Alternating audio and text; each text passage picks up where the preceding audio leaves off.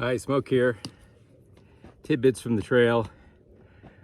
I was thinking about a conversation I had with a very successful business leader recently, and we were talking about some challenges that person was having and how they were trying to get around it or deal with it, and how it had a lot of emotion tied to it. And this person was really successful in their business career, in their a lot of their life.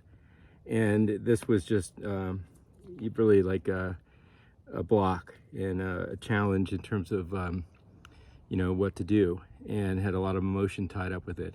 And I shared an experience that I've had with this very similar issue, and it really boils down to getting to the point of understanding that what we control and what we do not control. And it's has to do with discernment, but it has to do with looking at things from a more objective standpoint than especially successful people who are used to getting their way, used to pulling a rabbit out of a out of a hat, or doing something extraordinary to win a deal, or win a sale, or to accomplish something great, which many of us have done many times over.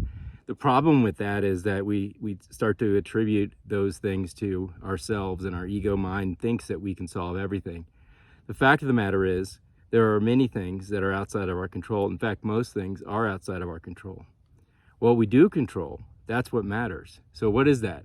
That is how we feel, how we think, and what we do, how we respond, how we act. Well, you might say, well, that's a lot easier said than done. I've talked about this in other tidbits, but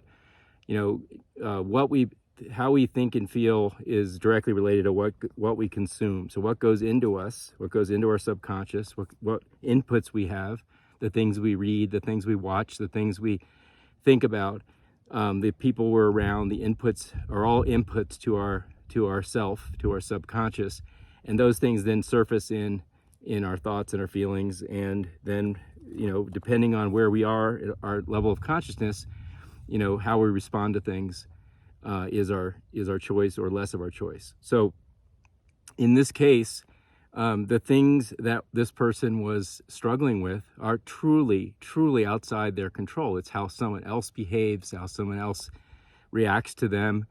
And anytime we're trying to project something that we want on someone else, it is literally it's not gonna happen.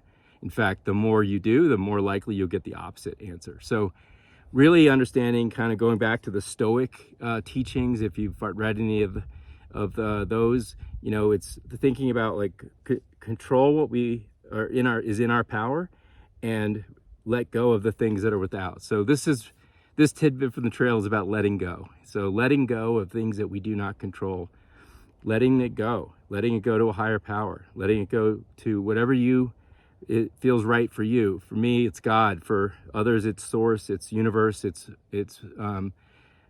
something greater than themselves. But at the end of the day, the sooner you get to recognize this, and you let go of the things that you do not control, and you focus on the things you do control, the better your life's going to be in every regard, and the universe will reward you. So that's my tidbit from the trail. Have a great day. Thanks.